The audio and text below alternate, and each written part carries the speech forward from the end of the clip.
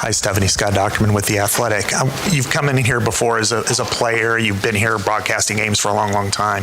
What's kind of how do you gauge the atmosphere here today for this game, and what does it mean going forward for the W to come to places like this and then actually and see the crowds and kind of bring the product here? Yeah, I thought it was electric. It's what you've seen, whether it's from the outside on television or being here broadcasting, but to actually feel the energy. I mean, it is a thing. When you talk about having a six man, so to speak, crowd energy, it gives you a lift, it gives you a boost.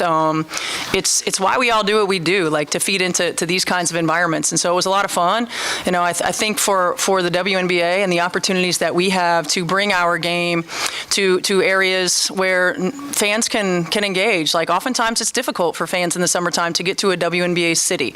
And we have great college basketball fan bases throughout the country that deserve an opportunity to witness these women doing what they do at the highest level. And so I love these kinds of environments and opportunities for our team, for our league, and of course to bring special talents back home. Maybe go to the back and then here. Hi, Stephanie. Jack Lito. I'm Jack Lito with KCRG TV9. The logo threes, I know this is an exhibition, but those logo threes, beyond the logo threes for Caitlin, seemed like prime examples of you and her teammates kind of letting Caitlin be Caitlin, so to speak. How do you balance that? And did it start like that, or did you kind of have to get off the reins a little bit, for lack of a better term? I've been watching her do it for 5 years really. So that's just who she is. It's what she does. I mean, nobody tells Steph Curry not to take good shots, right? But I do think that, sometimes there are time and score situations. Sometimes there are, we've just had 3 or 4 empty possessions. So really understanding the right times, understanding the moments. She knew she was coming out of the game, so she was going to take that logo 3. So it was, it was a good momentum builder. And of course, what everybody wants to see from Caitlin, especially in this arena. Thanks. Michael Volpe, ESPN. I guess first I want to ask Steph, have you ever taken 36-footers? Never. I can't get that thing up there. What did you sort of learn about your team today? We sort of asked you beforehand what you were going to be looking for. You had a lot of kids play today. What were the sort of things you picked up from the team today? First and foremost, that everybody was ready to go when their number was called. That is so important in this league, to stay ready so you don't have to get ready. Now there are, and especially with our team, we're going to have quality depth at every position, and there are going to be some games where these women deserve to play and they're not going to play. There's going to be some games where they're in and out of rotation, and they have to stay ready because when their number is called, they've got to be able to impact the game in a positive way. And so number one, everybody was ready to go. Everybody impacted the game in a positive way. Number two, and this really carried over from our game yesterday against Washington. I thought our defense was really good. It wasn't perfect. Our coverages, our execution wasn't perfect, but our multiple levels of effort.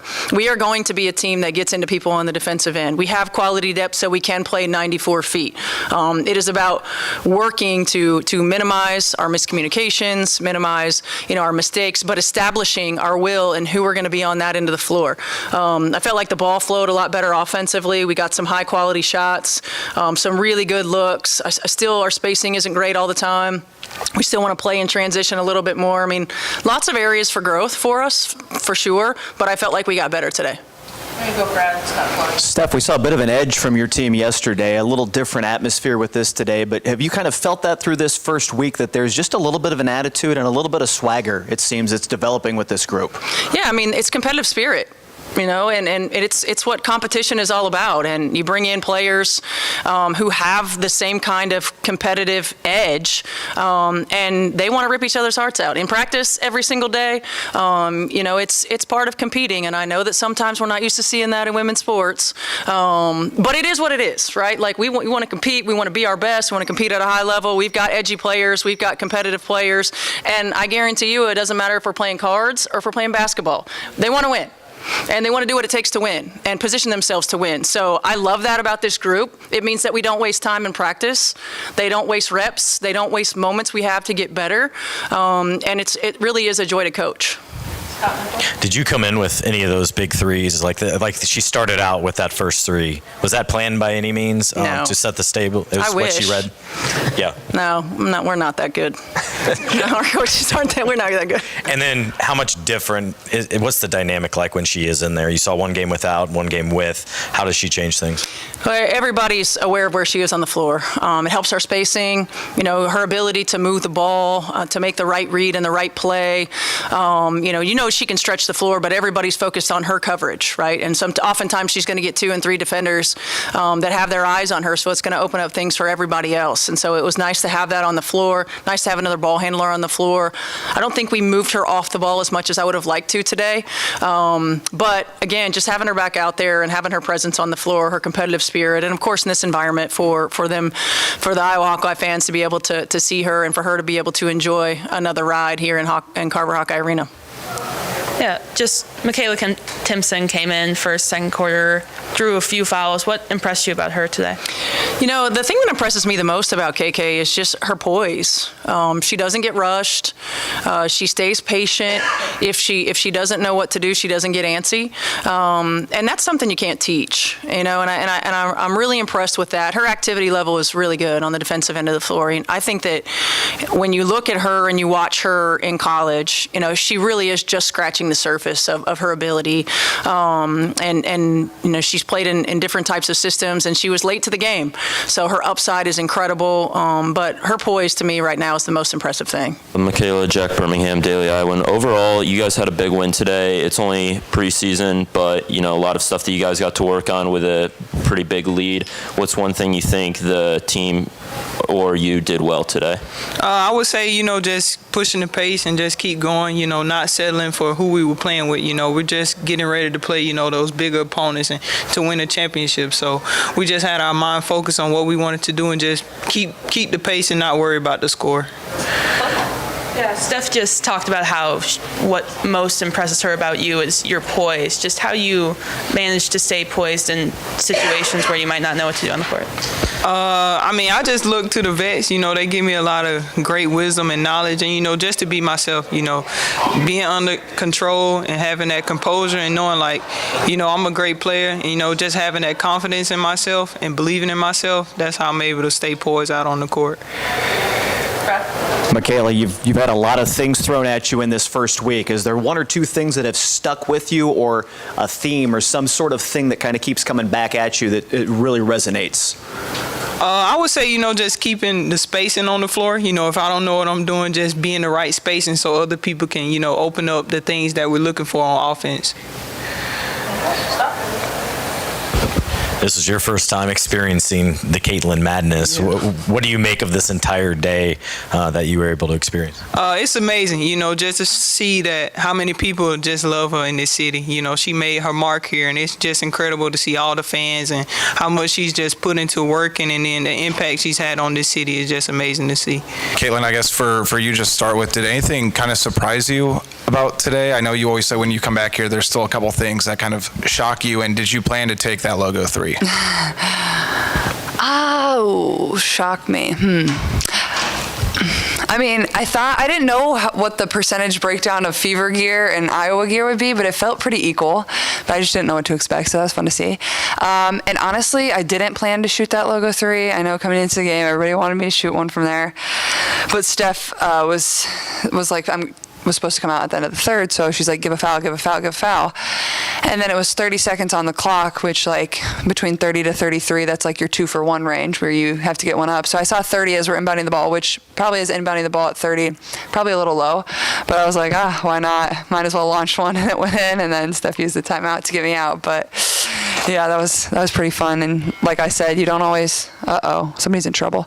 You don't always realize how far back you are. So yeah, I had to give the fans a little something. I told you I was going to pregame, so. We'll go in the front and then the Dom in the back. Hey, Caitlin, Elliot Clough, Hawkeye Beacon. So obviously you get to play on, your home floor, being here for 4 years, but you also get to see so many people that you were friends with, coached by here. Just the entirety of that experience. What did this mean to you?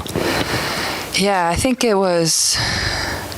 I think it's hard to put into words like what exactly it means to me. It's almost overwhelming to a point. Like I'm just very, very thankful to be able to come back to a place that continues to support me and see old friends that are having a great time getting to watch me do my thing, that don't play basketball anymore, that are just my friends, and spending time with them. Like even though it was just dinner last night, like it's just fun to come back here and like kind of feel like you're in college again in a way. But also it was a little weird like going in the locker room, but I don't know, something about this gym like just makes me play well, and these shoes, like it just, I don't know. So there's something about it, but I just a lot of gratitude and just thankful I can share it with my family too. A lot of them were here. My grandparents were here, and they don't get to come to many either. And these are the moments that like you never take for granted, and you kind of just want to stay in for forever. So I'm certain I will be looking back at a lot of pictures and videos from today. Dominic Moran at NBC Indianapolis. Caitlin, your teammates mobbed you there on the broadcast when you were getting interviewed. Just what's been your biggest takeaway with the camaraderie of this group? Just feels like through training camp, you guys are clicking both on the floor and off the floor. And then it was your first, game action this preseason. How did you feel just to get out there, shake the rust off? Yeah, I mean, it's been so fun, like putting this group together. Like obviously, once we get into the real heat of battle, like that's where, those relationships are really going to show of like how we stick together. And, there's be highs, there's be lows, but so far, like it's just been amazing. I think we have a great balance of young people that have been in the league 5 years, people that have been in the league, 10 plus years. And having that balance, I think, is really going to help us. And especially our vets, DB and Sid and Tosh. I think DB especially, like having won and been around a lot of really good players. And she uses her voice a lot, but everybody really listens to her. So yeah, I think it's the perfect combo of people, and everybody's just really selfless, and like you see that out there. Like nobody really cares. You miss a shot, you get back on defense, and it's the same. What was your second question? It's just your first action. Oh, I felt good. It was fun to get out there. I haven't played basketball in over like 200 days, so I was a little, nervous going into it. I don't get nervous, but nervous just because, I haven't been able to play basketball in a really long time, and the competitive spirit in me, like you just want to play really good for these fans. And so once I really got out there and kind of got in the flow of it, made that first shot, which I don't know why there wasn't a foul, but I'm glad I still made it. Once you get into the flow of it, you knock some rust off, and it'll be the same when we go to Atlanta next week. Just continue to build, and hopefully by, game one, you're ready to go. And so, yeah. Caitlin, Brad Brown from ABC and Indy. There seems to be a bit of an edge and an attitude to this team that's developed over the course of this week. Have you felt that in practice, that you can kind of see this developing with this group? There's just seems to be something that's a little more to this year. Yeah, I think, it's a competitive group. Everybody wants to earn playing time. Like we have a deep roster, and you want that competitive spirit within your team, but at the same time, I think we have a great balance of supporting one another.